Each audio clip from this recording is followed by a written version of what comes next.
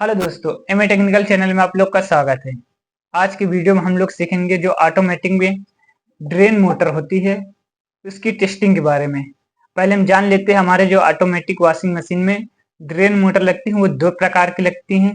एक तो हमारी जो रहती है एसी वोल्टेज की मोटर रहती है, एक जो रहती है हमारी डीसी वोल्टेज की मोटर रहती है। तो दोनों की टेस्टिंग अलग अलग रहती है और दोनों को चलाने का भी तरीका अलग अलग रहता है। तो हम पहले जान लेते हैं हमारी जो पास ड्रेन मोटर है, ये एसी वोल्टेज की मोटर है। इसमें लिखा भी हुआ है, कोई भी मोटर होगी ड्रेन मोटर, इसके ऊपर लिखा रहता है कि वो एसी वोल्टेज की है, 12 वोल्टेज की है। जैसा कि यहाँ एसी 220 वोल्ट 240 वोल्ट, मतलब कि हमारी जो ड्रेन मोटर है ये एसी वोल्टेज की है।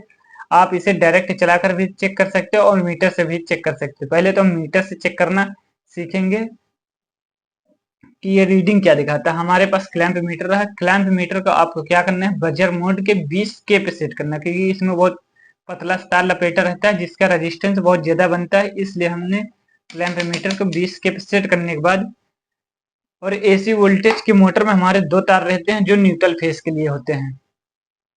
इन दोनों तार पे हम प्राड रखेंगे,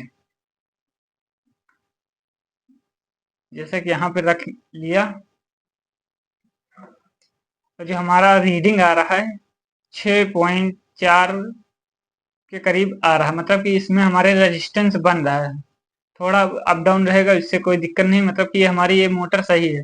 मोटर तो सही है, लेकिन मोटर का हम बॉडी अर्थ भी देख लेते हैं। बॉडी अर्थ देखने के लिए हमारी जितनी मोटर है, प्लास्टिक से बनी हुई बॉडी अर्थ देखने के लिए यहाँ पे जो ड्रेन मोटर की डोरी रहती है, इस पे हम चेक करेंगे। ये हमारा लोहा रहता है, अगर होगा तो कुछ रेजिस्टेंस शो करेंगे, मतलब कि बॉडी अर्थ नहीं है। इस प्रकार आप क्लैंप मीटर से ड्रेन मोटर की टेस्टिंग कर सकते हैं। आपको डायरेक्ट चलाने से पहले एक चीज का ध्यान रखना है कि आप जो डीसी वोल्टेज की ड्रेन मोटर होती है उसे आप डायरेक्ट नहीं चलाइएगा, नहीं वो मोटर खराब हो सकती है। हमारे पास जो ड्रेन मोटर है एसी वोल्टेज की है, हम इसे डायरेक्ट चलाकर चेक कर सकते हैं। जैसा कि ये बोर्ड रहा है, स्विच को हम बंद कर लेते हैं और ये हमारी डोरी खींचेगी। जैसा कि यहाँ पे हम डोरी को खींच दिए हैं थोड़ा। अब हम इसमें करंट देंगे, ये हमारी मोटर सही रहेगी तो ये डोरी अंदर को खींचेगी।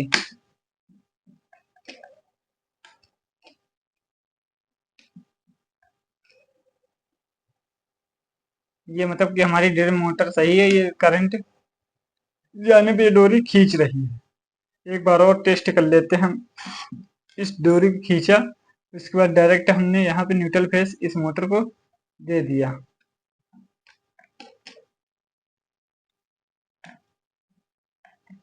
तार थोड़ा सही से नहीं लग रहा है, ये तार लगने के बाद ये खींच रहा है, मतलब कि हमारी ये ड्रेन मोटर सही है।